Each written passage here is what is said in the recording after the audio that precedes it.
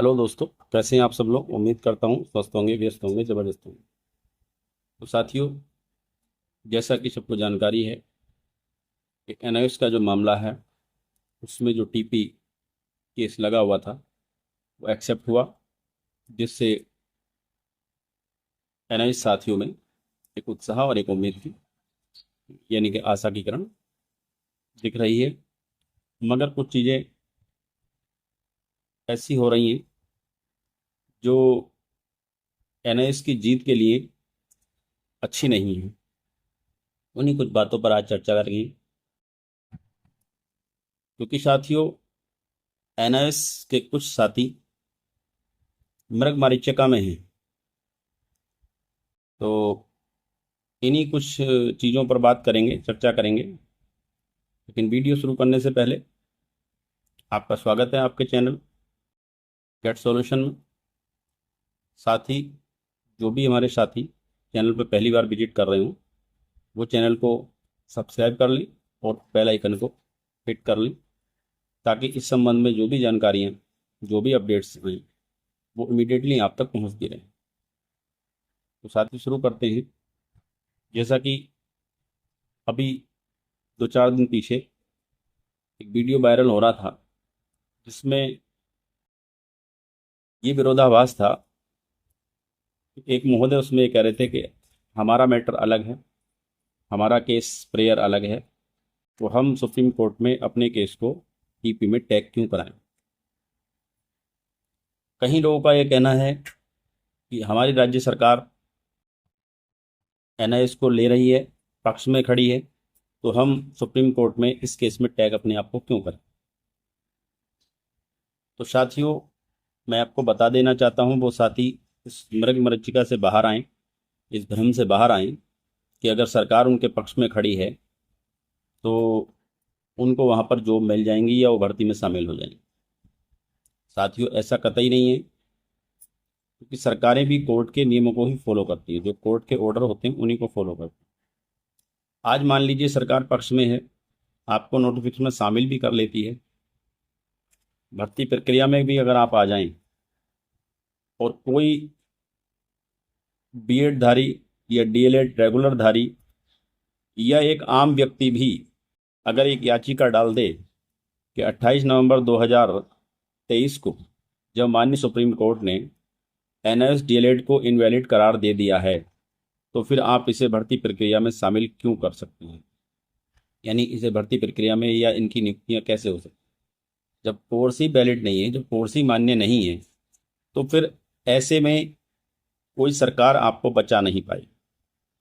सरकार, मान लीजिए हाई कोर्ट में जाता है मामला, हाई कोर्ट में किसी ने याचिका डाल दी और उस याचिका पर सुनवाई होते हुए, क्योंकि कोर्ट जो हाई कोर्ट है वो सुप्रीम कोर्ट के साथ वो बंधा हुआ है, यानी कि जो निर्णय अपेक्स कोर्ट ने दे रखा है उसी के आलोक में वो अपना निर्णय देगा। तो जाहिर सी बात है, जो वो निर्णय देगा हाई कोर्ट, वो किसके फेवर में देगा, वो फेवर में वो आलोक में देगा, तो वो एनआईएस डीएलएड वालों के विपक्ष में ही निर्णय आएगा। ऐसे में फिर क्या होगा, उस कोर्ट के निर्णय को कौन फॉलो करेगी, राज्य सरकार फॉलो करेगी। तो ये कहना कि राज्य सरकार हमारे साथ है, तो ये कतई ठीक नहीं है। इस भ्रम से साथियों बाहर आएं और सभी राज्यों से, जैसा कि अपील की जा रही है विश्वनाथ जी के द्वारा, जो भी नेतृत्व उस टीम के लोग हैं उनके द्वारा, और हम भी ये अपील कर रहे हैं कि जितने भी राज्य हैं जहाँ पर भी हाई कोर्ट में केसेस चल रहे हैं एनआईएस से संबंधित, वो सारे मामले जो हैं इस टी ट्रांसफ़र पिटीशन जो केस है इसमें सारे टैग होने चाहिए। और साथियों, 100% एकजुटता की आवश्यकता है। अगर सब लोग इसमें एकजुट नहीं होंगे तो निर्णय एनओएस के पक्ष में नहीं आ पाएगा। निर्णय तभी आ पाएगा एनओएस के पक्ष में, एनओएस डीएलएड का जो कोर्स है, जो डिप्लोमा है, वो तभी वैलिड हो पाएगा जब सब एकजुट होंगे।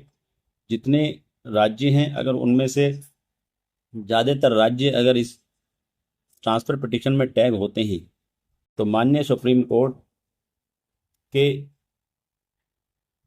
संज्ञान में ये चीज़ें जरूर आएंगी। तो कहीं ना कहीं जो 28 नवंबर 2024 का माननीय गवई जी का निर्णय है एनआईएस डीएलएड को लेकर के, उसमें कहीं ना कहीं कोई चूक हुई है, या कहीं ना कहीं कोई चीज़ें छूट गई हैं जिन पर बात नहीं हो पाई है, और जिस वजह से ये जो 28 नवंबर 2023 का जो निर्णय है, ये 14-15 लाख लोगों के भविष्य के साथ एक यूं कहे कि भविष्य को खराब कर रहा है, उनके भविष्य को अंधकार में कर रहा है। तो वहाँ पर माननीय कोर्ट के जब संज्ञान में ये चीज़ें आएंगी और जब इस पर विस्तृत एक बहस होगी, तो जाहिर सी बात है एनआईएस का पक्ष मजबूत है।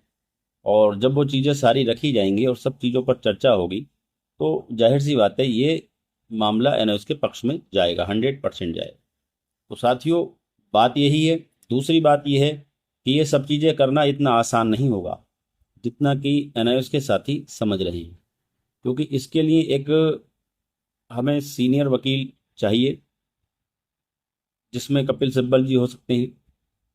तो आप जानते हैं कपिल सिब्बल जैसे वकीलों की फीस जो है, एक ही हियरिंग के 10, 12, 15 लाख एक हियरिंग के हो जाते हैं। तो साथियों, एक अच्छे वकील को रखने के लिए एक अच्छे फंड की आवश्यकता है, लेकिन साथी समझ रहे हैं कि 29 जुलाई अभी बहुत दूर है। साथियों, 29 जुलाई बहुत दूर नहीं है। जब कोई तिथि नियत कर दी जाती है तो वो नियत तिथि बहुत जल्दी से हमारे करीब आ जाती है। तो कुछ लोग सोच रहे होंगे कि अभी तो 29 जुलाई बहुत दूर है, कर देंगे फंडिंग। तो तो ये सारी चीज़ें भ्रम ना पालें, यानी भी ये एक मृग मरीचिका है कि साहब 29 जुलाई बहुत दूर है। बहुत दूर नहीं है, गिनती के दिन हैं, बहुत जल्दी हमारे सामने आ जाएंगे। और इसीलिए मैं सभी लोगों से अपील कर रहा हूँ कि विश्वनाथ जी द्वारा जो लिंक या जो भी अकाउंट नंबर दिया गया है या जो भी स्कैनर बार दिया गया है, उस पर आप जो है ज़्यादा से ज़्यादा फंडिंग करें और शीघ्र अतिशीघ्र करें, ताकि एक अच्छा फंड हम लोगों के पास उपलब्ध हो 29 जुलाई से पहले पहले, ताकि वहाँ पे कपिल सिब्बल या रोहतगी जी हैं या और दूसरे एडवोकेट्स हैं, उनको वहाँ पर उतारा जा सके। तो साथियों, बस आज का विषय यही था। एक तो पहला बिंदु मेरा यही था कि आप मृगमरीचिका से बाहर आएं, ये ना समझें कि हमारी सरकार हमारे साथ है या हमारा प्रेयर दूसरा है। तो उन चीज़ों से बाहर आते हुए आप जो है इसमें अपने आप को इन्वॉल्व कीजिए। अपने यहाँ के जो भी केसेस आपके यहाँ पर हैं हाई कोर्ट में, उनको आप जो है इस टीपी में टैग कराइए, और साथ ही आर्थिक तौर पे अपने आप को, अपने इस संगठन को मजबूत बनाइए और लगातार फंडिंग करते रहिए। तो ये कुछ चीज़ें थी जो मैंने आपके साथ साझा की। उम्मीद करता हूँ चीज़ें क्लियर हुई होंगी।